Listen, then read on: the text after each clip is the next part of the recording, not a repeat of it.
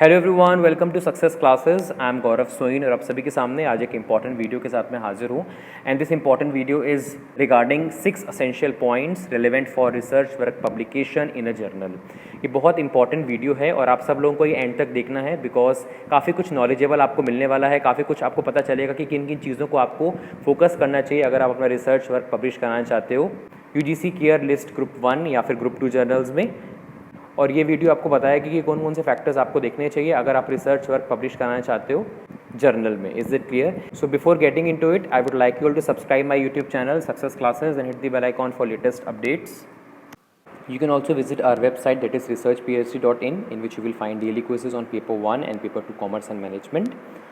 And you can also follow us on Facebook and Telegram. The link of Facebook page, Telegram channel is given in the description box. हमारे website में अभी मैं recently जो भी state universities या central universities की PhD admission notification आए हुए हैं या जो भी जॉब अपॉर्चुनिटीज़ आई हुई हैं प्राइवेट यूनिवर्सिटीज़ में या फिर गवर्नमेंट यूनिवर्सिटीज़ में, वो सारी की सारी मैं अपलोड कर रहा हूँ। तो आप विज़िट ज़रूर किया करिए हमारी वेबसाइट, काफ़ी कुछ फ्रूटफुल आपको मिलेगा आफ्टर रेफरिंग आवर वेबसाइट। और साथ ही साथ हमारे जो भी यूट्यूब वीडियो के लिंक्स होती हैं और जो भी हमारे क्विज़ेज़ की लिंक होती हैं वो सारी की सारी आपको हमारे फेसबुक पेज और टेलीग्राम चैनल पे मिल जाएंगी। तो आप दोनों को ज़रूर फॉलो कर लीजिए। दोनों का लिंक डिस्क्रिप्शन बॉक्स में दिया हुआ है और हमारी वेबसाइट का लिंक भी डिस्क्रिप्शन बॉक्स में दिया हुआ है। साथ ही साथ मैंने बहुत सी प्लेलिस्ट का लिंक डिस्क्रिप्शन बॉक्स में दिया हुआ है, जैसे कि पीएचडी रिसर्च पेपर एमफिल। ये बहुत ही अच्छी प्लेलिस्ट है और हर एक रिसर्च स्कॉलर को ये प्लेलिस्ट देखनी चाहिए क्योंकि काफ़ी फ्रूटफुल वीडियोस मैंने डाले हुए हैं। आप ही की जो क्वेरीज़ आती हैं उसको ध्यान में रख करके मैंने वीडियोस बनाए हैं, तो आप ज़रूर देखिएगा इस प्लेलिस्ट को, काफ़ी हेल्प मिलने वाली है अगर आप पीएचडी कर रहे हो या आगे जाकर के पीएचडी करना चाहते हो। तो अगर आप नेट जेआरएफ सेट या पीएचडी एंट्रेंस एग्ज़ाम की तैयारी कर रहे हैं तो रिसर्च एप्टीट्यूड एंड स्टैटिस्टिक्स वाली प्लेलिस्ट बहुत इंपॉर्टेंट है, आप उनको रेफ़र करिए। पूरा complete research aptitude and statistics मैंने कवर करवाया हुआ है और हर एक वीडियोज़ ट्रिक बेस्ड हैं, बहुत ही ईजी और बहुत ही क्रिस्टल क्लियर तरीके से मैंने कॉन्सेप्ट को समझाया हुआ है जो कि आपको लॉन्ग टर्म रिटेन करने में मदद करेगा। तो आप रेफ़र कर सकते हैं रिसर्च एप्टीट्यूड एंड स्टैटिस्टिक्स वाली प्लेलिस्ट। और expected multiple choice questions of paper 1 के ऊपर भी मैंने एक प्लेलिस्ट बनाई हुई है जिसमें मैंने एक्सपेक्टेड मल्टीपल चॉइस क्वेश्चंस डाले हैं पेपर 1 के, जैसे कि people environment, communication, higher education system. Previous year questions तो कर करके हम थक चुके हैं, but expected multiple choice questions हमको हमारी एक्चुअल परफॉर्मेंस बताते हैं। तो आप उनको भी रेफ़र करिए और अपना स्कोर लिखिए कमेंट सेक्शन में कि आपको कितना स्कोर मिला है। अगर आप पेपर 1 एंड पेपर 2 कॉमर्स की तैयारी कर रहे हैं तो नवदीप कौर मैम अनअकैडमी पे complete paper 1 and paper 2 commerce करवा रही हैं। आप डेफिनेटली उनको ज्वाइन करिए फॉर बेस्ट रिजल्ट्स। और डेली 10 PM अनअकैडमी पे नवदीप कौर मैम की स्पेशल क्लासेस होती हैं, आप उनको भी देखिए बिकॉज काफ़ी कुछ नॉलेजेबल आपको मिलेगा after watching the classes of Navdeep Kaur ma'am. And you can also subscribe Nav Classes YouTube channel because daily basis पे knowledgeable content आता रहता है नव क्लासेस यूट्यूब चैनल पे, जो कि आपकी नॉलेज को और एनहांस करेगा। और अगर आप सब्सक्रिप्शन लेना चाहते हो तो कोड यूज़ करिए नव क्लासेस, जो कि आपको आपकी स्क्रीन पे दिख रहा है। हमारा एक और यूट्यूब चैनल है एड इंडिया, आप उसको भी सब्सक्राइब कर सकते हैं, लिंक डिस्क्रिप्शन बॉक्स में दिया हुआ है। अगर आप कॉमर्स या मैनेजमेंट से नेट जेआरएफ या फिर पीएचडी एंट्रेंस एग्जाम दे रहे हैं, बहुत इंपॉर्टेंट और फ्रूटफुल वीडियोस में डालता रहता हूं। बहुत ईजी एंड कंसाइज तरीके से हम कोशिश करते हैं कि आपको नॉलेज इम्पार्ट कर सकें। हमारा टेलीग्राम चैनल भी है ed India for NET JRF, जिसका लिंक डिस्क्रिप्शन बॉक्स में दिया हुआ है, आप उसको भी ज्वाइन कर सकते हैं फॉर रेगुलर अपडेट्स। चलिए आ जाते हैं अपने मेन कंटेंट की तरफ और हमारा मेन कंटेंट है 6 essential points relevant for research work publication in a journal. जब भी हम रिसर्च वर्क अपना पब्लिश कर रहे होते हैं किसी जर्नल में तो कुछ इंपॉर्टेंट पॉइंट्स हमको ध्यान में रखने हैं। और वो इंपॉर्टेंट पॉइंट्स क्या क्या हैं? First is group 1 and group 2 listed journals. ये क्या है group 1 and group 2 listed journals के बारे में मैं आपको बता देता हूँ। सबसे पहले हम यूजीसी केयर के पोर्टल पे चलते हैं और यहाँ मैंने ओपन किया हुआ है university grants commission consortium for academic and research ethics, और कुछ इस तरीके से वेबसाइट है। इसमें आपको यहाँ पे दिख रहा होगा UGC care list group 1 journals found qualified through UGC CARE portals और UGC care list group 2 journals indexed in globally recognized database. जैसे ही आप क्लिक करेंगे यूजीसी लिस्ट ग्रुप 1 पे तो आपके सामने लिस्ट आ जाएगी, जो कि आप यहाँ पे देख सकते हैं सर्च पे क्लिक करके। और इसके बाद का मैंने प्रोसेस आपको बताया हुआ है कई सारे वीडियोस में, उसका लिंक डिस्क्रिप्शन बॉक्स में दिया हुआ है। आप देख सकते हैं कि किस तरीके से आप जर्नल्स फाइंड आउट कर सकते हैं यूजीसी केयर लिस्ट में। शायद आपको याद हो कुछ टाइम पहले यूजीसी ने एक सर्कुलर निकाला था कि एकेडमिक परफॉर्मेंस इंडिकेटर में उन्हीं रिसर्च पेपर्स को पॉइंट दिए जाएंगे, उन्हीं रिसर्च पेपर्स को वेटेज दिया जाएगा जो यूजीसी केयर ग्रुप 1 या ग्रुप 2 में लिस्टेड हैं। Is it clear? तो आपको पूरी कोशिश करनी है कि जो भी आप रिसर्च वर्क कर रहे हो वो क्वालिटी एम्बेडेड हो, जिससे वो ग्रुप 1 या ग्रुप 2 लिस्टेड जर्नल्स में पब्लिश हो जाए। और अगर आप जानना चाहते हो कि किस तरीके से UGC care listed group 1 and group 2 journals को देखा जाता है, तो आप डिस्क्रिप्शन बॉक्स की फर्स्ट वीडियो को रेफ़र कर सकते हैं। सेकेंड पॉइंट की तरफ आ जाते हैं। Second point is time. Time का बहुत बड़ा रोल है अगर आप अपना रिसर्च वर्क पब्लिश कराना चाहते हो किसी भी यूजीसी केयर लिस्ट ग्रुप 1 या ग्रुप 2 जर्नल में।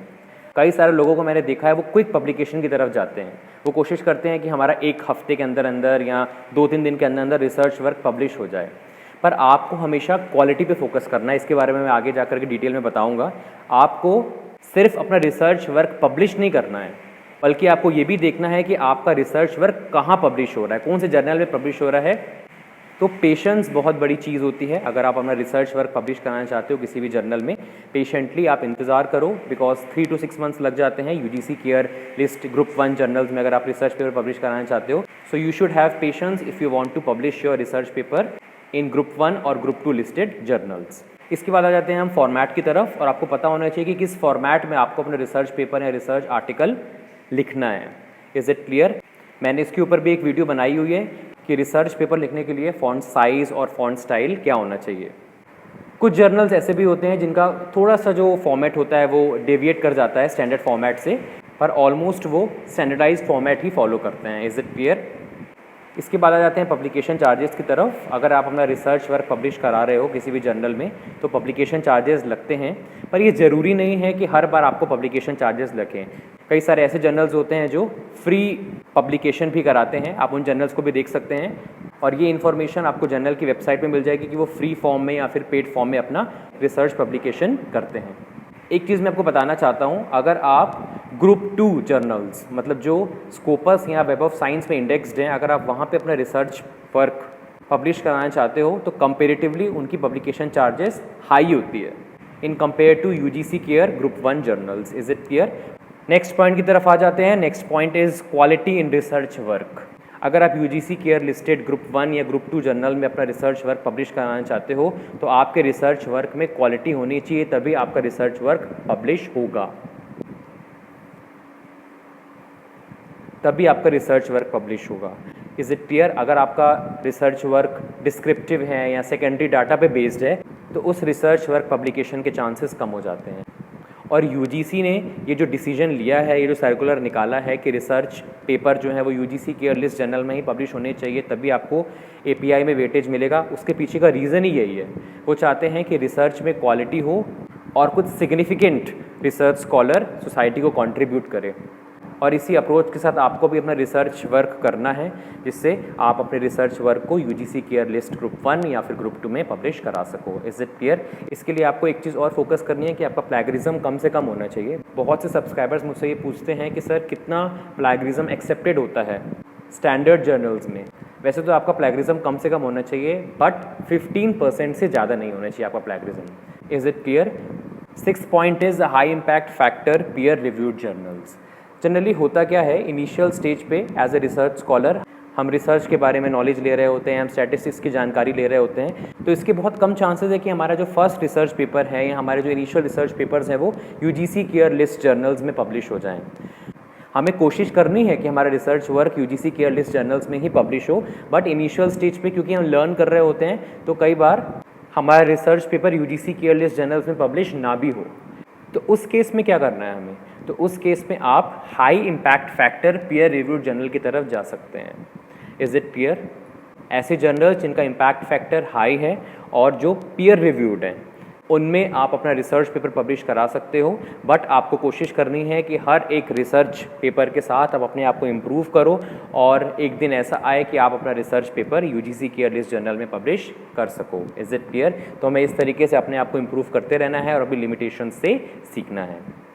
So these are 6 essential points that are relevant for research work publication in a journal. I hope आपको ये वीडियो फ्रूटफुल लगी होगी। इसके अलावा अगर कोई और क्वेरी है आपको तो आप इस वीडियो के कमेंट सेक्शन में लिख सकते हैं, हम डेफिनेटली उसको कंसीडर करेंगे। पसंद आया वीडियो तो लाइक कर दीजिएगा और एक प्यारा सा कमेंट भी कर दीजिए। इसी मोटिवेशन से हम आप लोग के लिए वीडियोस लाते रहें।